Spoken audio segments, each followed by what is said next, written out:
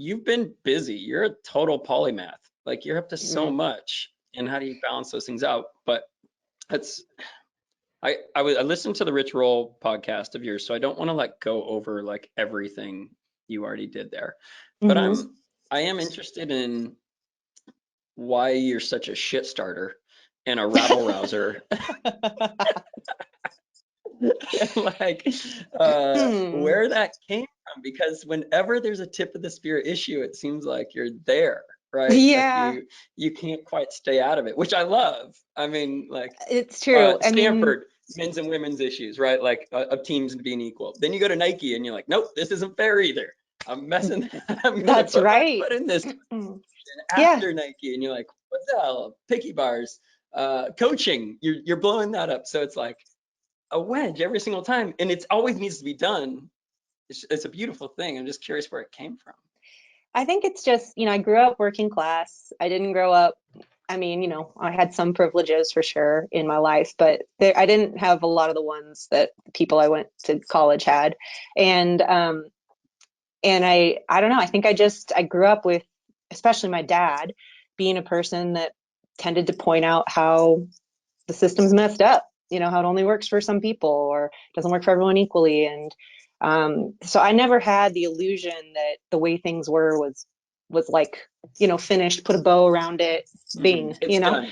We're good Yeah, here. Yeah. exactly. And so when, me coming to Stanford was like, I did not, I mean, I really didn't fit.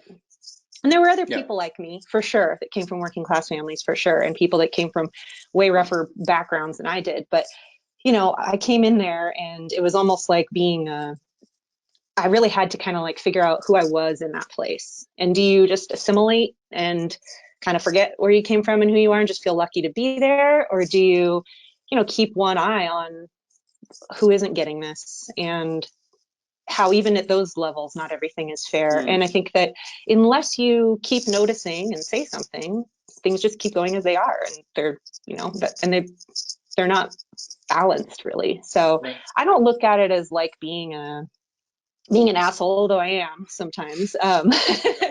We I all look at are. it as being a noticer. And a Mm. lot of times when an issue comes to the tip of the spear, I've already been doing a lot of thinking about it. I've already been mulling on it for a while. So it probably does feel like once it's kind of like being talked about and it's front and center, I feel ready to talk about it because I've been thinking about it, and having conversations with various people about it for quite a while. So it's, and those things are Yep. going to keep going. They're going to keep going. So it is hard because you do get slammed, and people, especially being a woman, like likability opens a lot more doors than Mm. being than poking the bear. But Yep. if you align yourself with the right people, um, they don't close the door when you when you advocate or point Yeah. out things. There Yeah. are groups of people that look at that as a positive. So I know it's confronting, and I've certainly been confronted when other people bring up things I haven't been thinking about. So I know what it's like, obviously, to be on both sides of it. I'm not just like going through the world seeing everything no one else is seeing. Like, Yeah. but I always want to I think about this Brene Brown quote of like, I'm not here to be right, I'm here to get it right. Mm. And so I just sort of try to walk through the world like that. What don't I have right now that is like some people are kind of getting the short end of the stick for, or and always making time to learn about those things and not kind of walking through just like happy to like Yeah. with the way things are. And it's not to Yeah. say I mean, that makes it sound like I'm just like a curmudgeon and I'm never joyful and I'm not like Right. enjoying my life. It's not that. It's just, I'm just not, I won't be happy if I'm kind of like putting up blinders in order to be happy, if that makes sense. Like I'm always aware there's stuff out there, and I feel discontent if I pretend it's not. And it's a little bit of this dance of walking through the world with awareness and being present, where you stand and with the people you're with. Yeah. Mm. Well, what strikes me when you say that, Lauren, and the way that I'm processing that is it's almost like you're kind of this almost like a social engineer where you're looking at things from, well, how can I here's a problem that presents itself, and what are the potential solutions that I can think of to rectify the problem. And it's almost like a spirit of innovation Hmm. rather than anything else. Is saying like it doesn't have to be this way. Exactly. It's only this way because it's comfortable. Hmm. And if you were to take that approach and apply it to a traditional engineering problem with numbers and measurements and things like that, people would think, oh, this is really great. You're thinking outside of the proverbial box, and here's a Yeah. different way to look at this problem. But you mix it all up in this idea of the social dynamics and how people are really invested in their own perspectives of the problem. It Yeah. becomes less of like an advancement and more of like an affront to what they believe. It's true. And People are less invested in the current shape of a toaster, so you yeah, can. fair. And also, Jesse's going to be thrilled that we're both engineers. So I really want to thank you for that. He's a So Yeah, I but mean, Josh, but I'm I see curious. it. Go ahead. Yeah, go ahead. Say your question, because I don't think you really had a question. You were just Well, talking I for a mean, while. I think the question was is like, whether or not you consider yourself an engineer, but now, of course, I do. Like, how do you start to pick apart the pieces that really matter in an issue and in a problem, and the things that are like, look, that matters, but not right now. Like, how do you Yeah. decide when you're going like, this is the big stakes here, and this has to change for everything else to fall into place? Yeah. I mean, I look at harm. That's kind of the main thing I look at is like what amount of harm is happening. And then, like if you talk about those interacting pieces, like let's just say racism, global warming, and climate change, there's multiple, like all the sort of like which one do I pick if I care about the planet and I care about racism? So that's just Yeah, like a good example where if you kind of recognize how racism is and is intersecting with climate change, when it comes to like where are people allowed to pollute? They're allowed to pollute in more poor neighborhoods, in places that were redlined previously. If you kind of look at it, you try to find which lens is going to get me the greatest amount of harm reduction, and then I try to put my energy there. I try to get closer to this, as close to the source as I can. So when it comes to the book that I'm writing about kind of like women's sports, in particular sports that rely on kind of a strength to weight ratio for high performance, like running or dancing or rowing, climbing, these ones, you could say we need to really talk about eating disorders, right? You could be like, mm, eating disorders are a big problem. You could talk about sexual abuse from coaches. There's another one that happens. You can pick these things, like what are the 5 ways that are things that are most impacting women, and then you can look at each of them and be like, which one do I do? Which one's the most important? Which one's harming the most people? And the kind of brain that I have is like, what do those things have in common? right.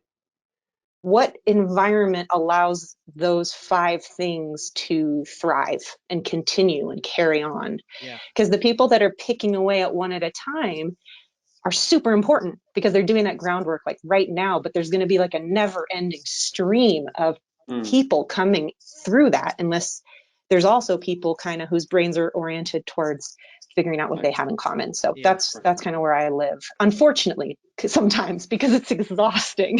yeah. It's It's exhausting. It's also exhausting because you haven't chosen to just like write about it and commentate on it from the sidelines. Like you're in it, and when there's a Hmm. problem at USATF, you join a board or an athlete representative position to start making change. And when you're like, there's not a female coaching aesthetic that you appreciate, you become a coach and you start this all-female group that is the only female run group with a female sponsor and a women's like group. It's like it would be easier to just write on your blog and and just be like, this is wrong, this is wrong. Let me commentate on that and read Yeah, about it. But you've taken it to another level in the I think action that of writing. I have to, honestly, because I know I have a more informed opinion 7 years into elite women's coaching about what I think of appropriate female-centered coaching, um, stance would be. And if I just wrote like a definitive opinion piece on it 7 years ago, it would have been like less useful and inaccurate. And so, I think about food, right? Like food's a great example. I had no desire to start an energy bar business. I really didn't. I don't want to be in the food business. It's a super crowded space. It's full of liability issues. Like the grocery stores are just robbing food companies left, right. I mean, it's honestly like a terrible business Yeah. to get into. But at the time, what I was thinking was, okay, people who care about fitness and health and are trying to push the edges of what they want to do with their body are vulnerable to this cultural multi-billion-dollar messaging system that's like, cut out carbs, cut out sugar, eat only fat, eat only protein, eat exactly like these things at this time, don't eat at this time. And I'm not saying people can't experiment with those things, and people can do anything they want, make any choices they want, and find what works for their body. But I also very aware that it causes that those experiments for some people are not without harm, and those people are making a ton of money on kind of changing what that advice is.